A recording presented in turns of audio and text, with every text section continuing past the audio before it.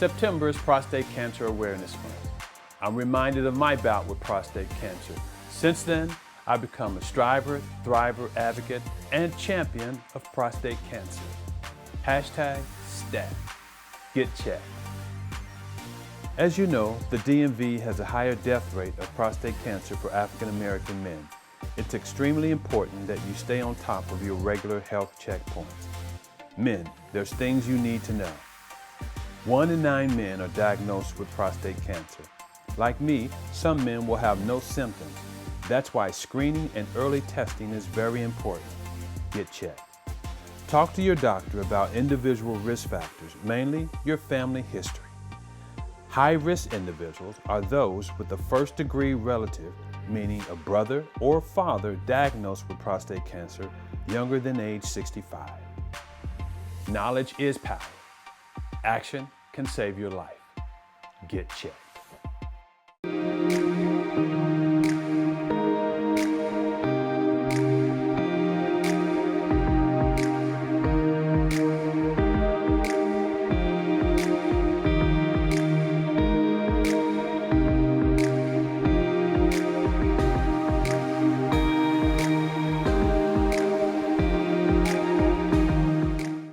Welcome to Veterans in Transition, where we promote the veteran community. Each week, we travel around the region highlighting veteran-related news, issues, and events. Retired General Larry Spencer, United States Air Force, connected with colleague and friend, former Commander, Air Combat Command, Retired General Hawk Carlisle, United States Air Force, in this episode of Generally Speaking.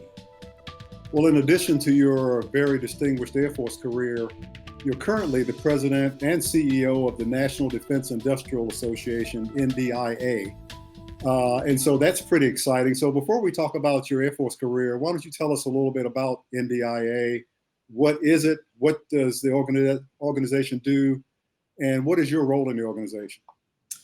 Okay, it's great. NDIA, it's a 501c3 nonprofit, and our objective is to bring government, both the military and the executive branch and Congress, together with industry and academia to solve those most difficult problems in support of the warfighters out there, those young men and women that raise their right hand and swear an oath to our Constitution. So we work with, we have about 1,800 corporate members, industry corporate members that are part of the defense industrial base. We build coalitions. We work with Congress on legislation. We work with the department on regulations. And we work with industry on bringing new technology to the forefront with academia and the national labs. Again, with the ultimate objective is to have a vibrant, strong, resilient, and the best in the world defense industrial base that supports our young men and women out there doing the nation's business. It's a great opportunity. And as a CEO, I'm a president and CEO, so I have about 80 permanent staff here in Washington, D.C. And then we have chapters which are geographically located. And then we have divisions that are functionally aligned. So we have the great advantage of having both geographic spread across the country as well as functional spread across the different mission sets. That's great. Actually, I wasn't aware of this before I looked at your bio a couple of weeks ago, but you were born and raised in California. What was that like? What was it like growing up in California? Now, so I'm a Southern California boy. I guess one of the greatest things about California is there's so much to do. So, I'd surf in the summertime and fall and spring. I would go scuba diving or snorkeling down in Mexico. I'd go up to Mammoth or Big Bear and ski in the wintertime. So it's a great place to live, a lot to do. I grew up in San Diego in the late 60s, early 70s. I'm dating myself a little bit. So as you can imagine, it was post-Vietnam, and California is fairly liberal. So it was a pretty interesting place to grow up when I was a kid. Great family, and we had I love California. It's a great place. I almost hate to ask you this, but I grew up on the opposite coast around the same time, and without going into a lot of detail, in the 70s, I was the big afro, the bell-bottom pants, the high platform shoes. I gotta think you were doing something similar on the West Coast. Is that accurate? Yeah, I mean, that was certainly the crowd I ran with. I will tell you, my dad was a little bit strict, so long hair really wasn't an option. The first time I actually let my hair grow past my ears was after I'd been accepted to the Air Force Academy. And I kept telling my dad, I go, Dad, they're going to shave my entire head. Just let me grow it for a little while. So about the last 6 months of high school, he let me have my hair a little bit longer. But the dress was pretty much the same. I think platform shoes, wide lapels, big belts. That was all part of the look. You mentioned the academy, and you're an Air Force Academy graduate of class of '78, which is a really distinguished class. I'm just curious, what got you interested in the Air Force Academy? Why did you choose that route? So that's people always ask me, they go, did you go to the Air Force Academy because you wanted to fly? And I guess just the nature of the family I grew up in, I had not been in an airplane in my life until I flew from San Diego to Colorado Springs to go to the Air Force Academy. So it really wasn't a love of flying. It was pretty liberal back here. And at the time, youngest of 4 kids, dad was a truck driver. So we were very much low into the economic spectrum. I was going to college counselors. I did pretty well in school. And my dad one day said, hey, son, you ought to go to college. I can't help you, so you got to figure it out yourself. And I just happened to meet a academy liaison officer at one of the job fairs, or college fairs rather. And he said, have you ever thought about the Air Force Academy? And I said, I haven't thought about it, don't know anything about it. Nobody from my school had gone. So it was kind of a, why don't I try it? And so I started applying to senators and my congressmen. So as a leader, as a CEO and president, how are you dealing with the current virus? How are you running your company when in the midst of a national pandemic? So actually, in a lot of ways, we're the staff and NDIA is working harder now than we did before, because we're doing everything via Zoom and Microsoft Teams and Ring Central. But what we're really trying to do, our objective is national security of this country. And so we're spending a lot of time talking to Congress on the stimulus packages. We're spending a lot of time, 3 times a week at least, I'm talking to OSD, and usually more than that, about things like progress payments and how do you support the industrial base, the critical infrastructure essentiality that Secretary Lord claimed and annotated for the defense industrial base. So we're spending a lot of time on how do we make sure that when we come out the other side of this, and I'm confident we will come out the other side of this, how do we ensure that our defense industrial base is still as strong and vibrant and the best in the world as it is now? So we're working really hard with our industry partners and government to make sure that we're doing everything we can to support the workforce, the work that's done, so that we can support those warfighters out there. And how's your workforce adapting? Are they, what I have found is interesting, everybody wants to work from home until you're forced to work from home every day. And then all of a sudden, folks are anxious to get back to work. So how is your workforce? Because your work, you personally and the folks that work for you, in the course of your work, you do a lot of traveling. So how are you and your staff adjusting to this sort of, work from home? Yeah, so that's a great point. So we do a lot of travel, and we do a lot of events. We put on things like SOFIC and IHSIC. And as you know, those aren't happening. I will tell you, we're doing things virtually. We're doing a virtual SOFIC, which is a Special Operations Forces industry conference in May. And so we're still doing a lot. Unfortunately, some of the revenue is drying up a little bit, as you might imagine. The workforce, I think you're right. I think, the working from home's got its advantages, but, I'm one of them. We're social people. We like interaction. We like to see people. We like to talk about different things. and it's just more conducive in person. So I think the workforce is doing a great job. They're staying really busy. They're working hard on everything. But people are feeling the isolation, the not having that social contact.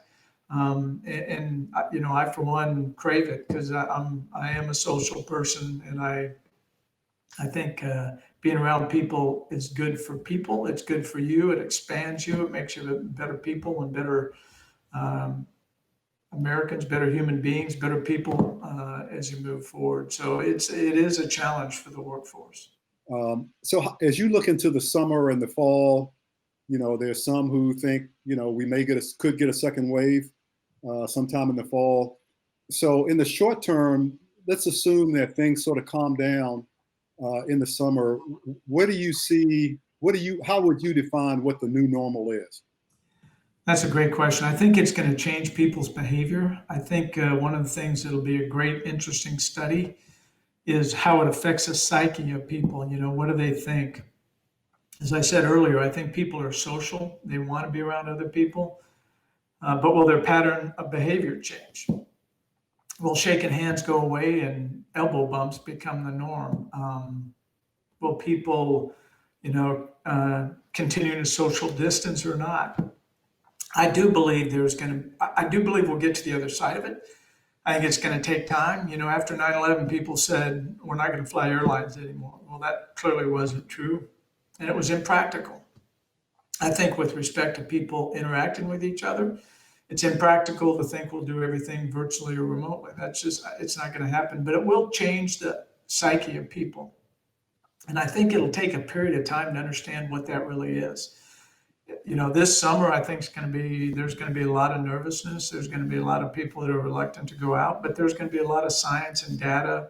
There's going to be therapeutics. There's going to be, hopefully, as we work closer to a vaccine by next year. So all that's going to be part of the calculus. And then there's going to be people that, there's still the 25-year-olds that think they're invincible, that are going to want to go out and be around things and want to go to events. We at NDIA are thinking ahead. We're thinking about, doing hybrid, where we do part virtual, part in person, where we alternate groups, kind of a blue silver, and we do some virtual and the other are actual, and vice versa.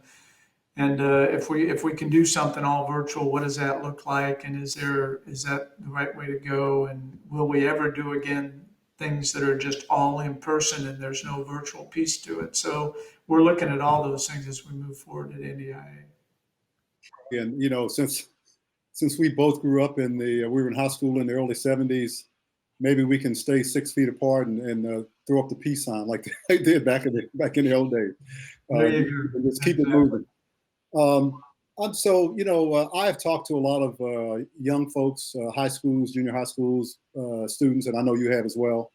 And when I talk to them and describe the Air Force, particularly if I describe or show pictures or videos of fighter aircraft, the speed, the afterburner, the excitement of a fighter aircraft, I get an interesting reaction. There are some folks who say, boy, I really would love to do that. And there are other folks that say, no way am I getting in a jet moving that fast. What inspired you? What motivated you to want to be a fighter pilot?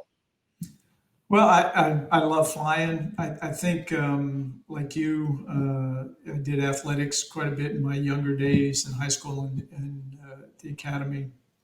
So I think I love flying. And I got it when I started flying. Once I got to the academy, and I got orientation rides in T-33s and gliders, and then I got to do powered flight in T-41s.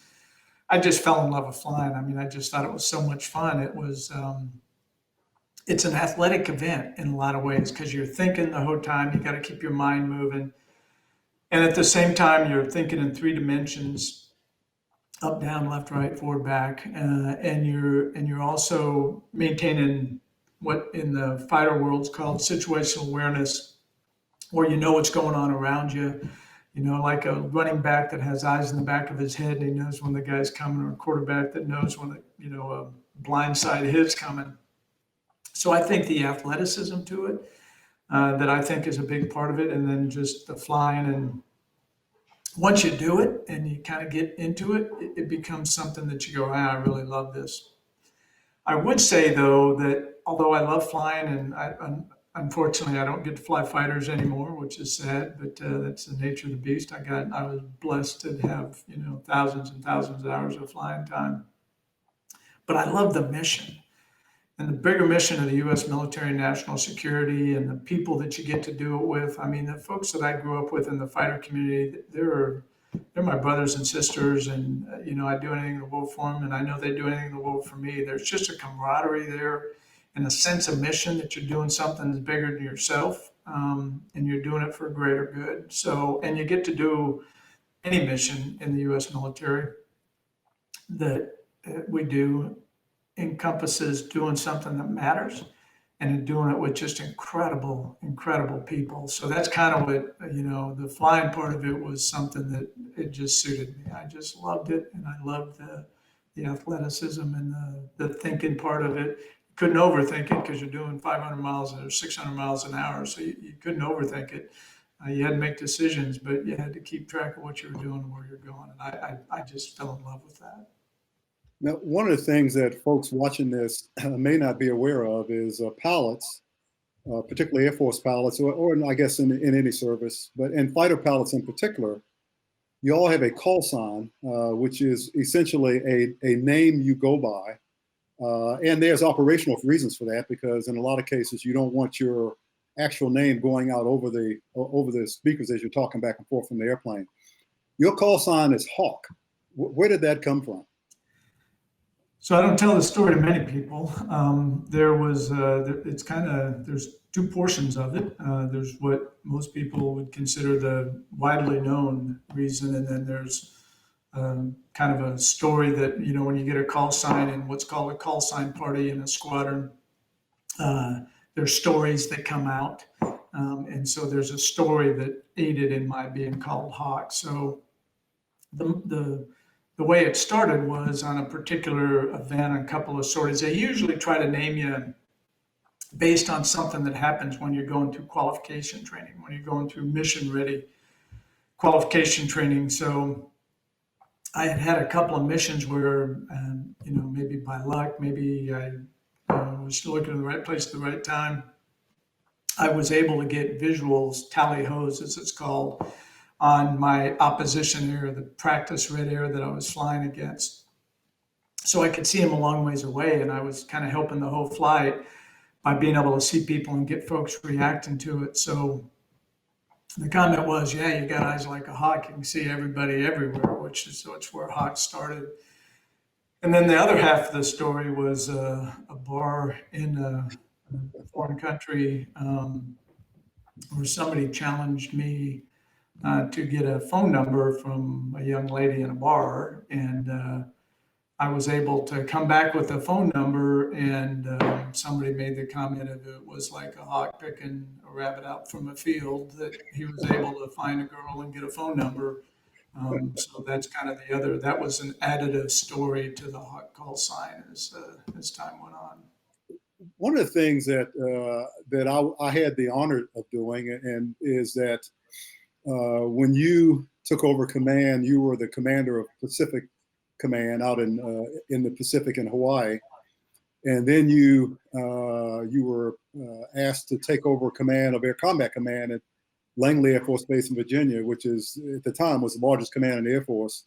Responsible for all the fighters, bombers, ISR. I mean, just a huge command, huge responsibility. Essentially right on the front lines for the country. And because the chief of staff was, I believe he was having surgery, I had the honor of coming down to officiate your change of command ceremony.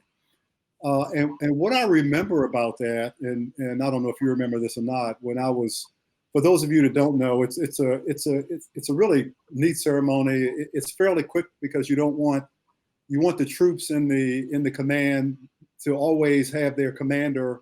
And so the ceremony is purposely quick because you want the commanders to change out quickly so you can go right back to work. And so I remember handing you the flag on the stage, and the look in your eye was, you were so proud You were so, I don't even know how to describe it. I mean, it was like you were on cloud nine. It was like you had trained your whole life for this job, and you just could not wait to get the ceremony over so you could get to work. So I'm just speculating based on what I saw that for that few seconds on the stage. But tell us what was going through your mind as you were about to take over the premier warfighting command in the Air Force. You may get me emotional here, Larry. It was an incredible honor. I mean, I never thought. I joke, most people that I went to the academy with and I was a young fighter pilot with, the promotion to 4-star wasn't as much as a shock as me making captain. They didn't think I'd get that far. So I never in a million years dreamed that I would ever have the opportunity to lead the incredible men and women of Air Combat Command. The other thing, I was the youngest of 4 kids. My dad died really early, unfortunately. But sitting in the front row, that's why I get emotional, was my 90-year-old mother. And when I was a kid, I got to tell you, I had some medical issues. I had something on my brain that was a hematoma. And there were times in my life when, early in my life, 4th, 5th grade, when my mom didn't think I'd drive a car. But man, was she supportive. And I have 2 older sisters and an older brother who were incredibly, my brother's a retired Master Chief from the Navy who did, 17 cruises or 7. I mean, he was just an incredible guy, my older brother, and somebody that I look up to constantly. My nieces and nephews, my godchildren, my daughter, and my grandchildren were all there. So I think I had 32 family members in the audience. So the idea that I could represent our family, my dad and mom, who gave me so much, in a position that could make so much of a difference for our country and national security, and for the 100,000 plus members of Air Combat Command, that I could help them do what they wanted to do in life. So what was going through my head was, I am incredibly blessed and fortunate to be in this position, and I am going to do everything in my power to do it right. And I've told this to many people. The 2 things that I ask myself every morning getting up and every night before I went to bed is, am I worthy of these young men and women that are serving? Do I do everything I can to be worthy of them following me and my leadership? And does it demonstrate to them what they can do and become? And do I live up to the legacy of those who came before me, to include my family? Those 2 minds were running through my head as you handed me that flag. And by the way, it was an honor and a privilege, consider how close friends we are and how much I think of you, to have you officiate at my change of command. So I was thinking, you have this opportunity, do everything humanly possible and in your power to live up to those 2 goals, be worthy of those young men and women, and live up to the legacy of those who came before you. Well, that was great, Hawk. I appreciate you sort of pouring out your feelings there. I really appreciate it. You mentioned our friendship. One of the assignments that we both had that allowed us to build on that friendship was when you were director of legislative liaison in the Pentagon. And for anyone who doesn't know, I was the budget director, which for the Air Force, which meant I spent a lot of time on the Hill with the appropriators, and General Carlisle, who ran the entire legislative liaison for the entire Air Force, worked with both appropriators and authorizers. So he had the whole group. And he and I spent a lot of time, riding in the car over to the Hill and sitting in meetings with both senators and congressmen talking about various subjects. And I really appreciated your camaraderie during that time. As you know, there had previously been some separation between the 2, the budget and legislative liaisons, and liaison, you and I sort of just put that aside, and we all both worked together. But tell us a little bit about, because that was always a fascinating experience for me, particularly as I look back on it, dealing with members on the Hill, senators, congressmen. What was that like for you? Yeah, and again, your friendship, your camaraderie, your help, your mentorship to me as I worked my way through that. I'd done it before you had too. I'd been the deputy director before that, so I knew what it was like. But your friendship and mentorship and being able to work with you so closely, knowing what ultimately we're doing is trying to help the Air Force and help those airmen out there doing the mission. It was fascinating. I got to tell you, I mean, I talk to people about this. I've had some great jobs in the Air Force, but I think, like you, the amount I learned when I was L&L, I got to work with different chiefs and different secretaries. Obviously, you and I got to work across both sides of the aisle with the staffers as well as the members, both in the House and the Senate. And it was just unbelievable how much you learned doing that. You not only learned about the legislative branch and the process and the personalities and how it works, but you also learned so much about your service because you had to get to a level of detail where you're conversing on so many different things inside of your service. That's all for this edition of Veterans in Transition. We ask that you like us on Facebook and follow us on Twitter and Instagram. This is no ordinary day. Flow in the spirit of your own life. Remember, we all have a story to tell.